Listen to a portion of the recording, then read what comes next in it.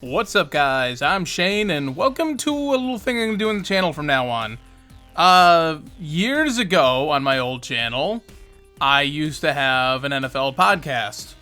And some people listened to it, and I never figured out how to put it on Spotify or any of that kind of crap back then. I'm not going to bring the podcast back, but what I'm going to do, I also for years used to post my NFL picks every week on Twitter. So I'm going to subject you guys to that here so you can't avoid them. So I'll just go real quick. Hopefully this is only going to be like under 5-minute video, and we're going to go through every game and just hit them all really quickly. First off, we've got the Thursday night game. It's the Broncos versus the Jets, and I don't care about this game. You got Mark Rippon's nephew starting against Sam Darnold, who still may or may not be good, but the team sucks and Adam Gase is terrible. I'm going to go with the Broncos because Adam Gase is awful, and the Jets are the worst team in the NFL right now. And if I'm wrong, I'm wrong. I mean, both these teams are pretty garbage, but at least the Broncos have an excuse. Next up, I'm going to put these two games together because of everything that went on with the Titans this week. As of right now, when I'm recording this, it is in the early morning hours of Wednesday. These games are still on, so if they are, I'm going to take the Steelers over the Titans, who are the home team, and I'm going to take the Texans over the Vikings. Now, with or without all this stuff going on, these were probably going to be my picks anyways. The Steelers just look like they're actually a really good team, and the Titans, they don't... some people are saying that they're like a pretender, but I think they've looked okay. They've gotten pretty lucky. Everything's been close. And then the Texans and the Vikings look like trash, but at least the Texans have Deshaun Watson, so I'm going to give him the edge. Now, the other thing you guys are going to learn pretty quick, every week, no matter what, I'm going to be a homer, and I'm going to pick the Bills to win every game, so they're playing the Raiders this week.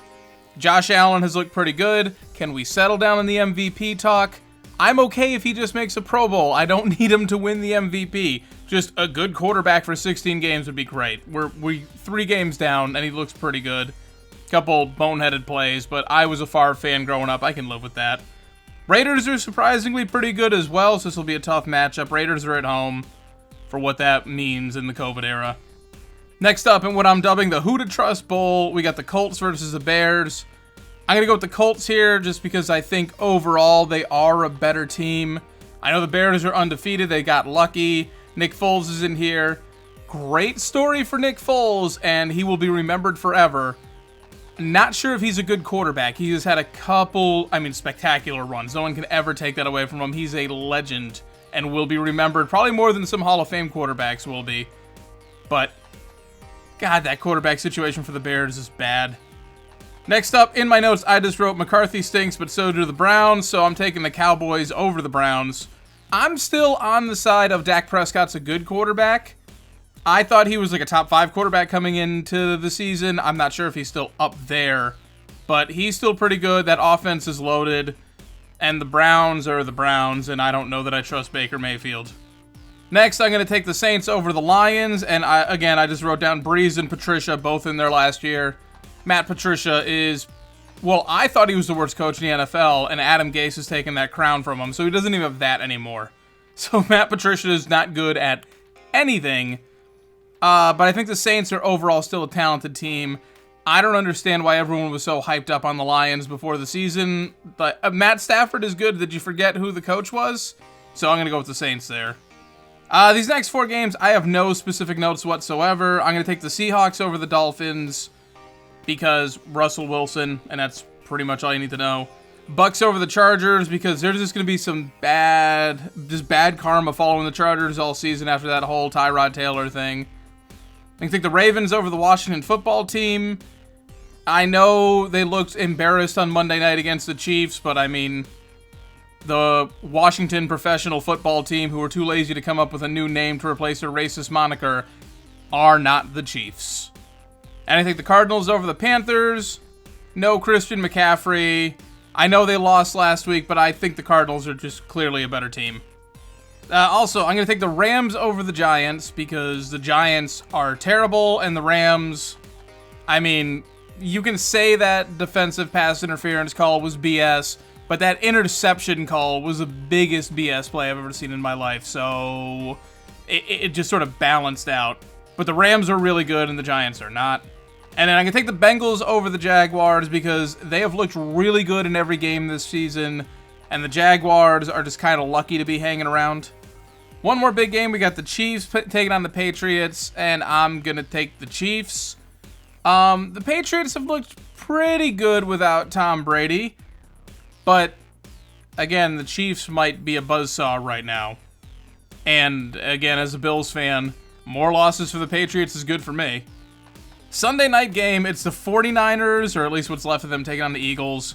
And I'm still going to take the 49ers because the Eagles might be the third worst team in the league. I think the Jets are the worst, and I think the Giants are right there with them. And I think the Eagles are not that much further apart. I have defended Carson Wentz to people before. I can no longer do it. He looks completely lost. But I don't know if that's on him, or if the team's terrible, or if they still miss Frank Reich, even though he's been gone for a couple seasons. Not sure what it is, but the Eagles are awful, so I will still take the corpse of the 49ers. And then Monday Night Football, Packers playing the Falcons.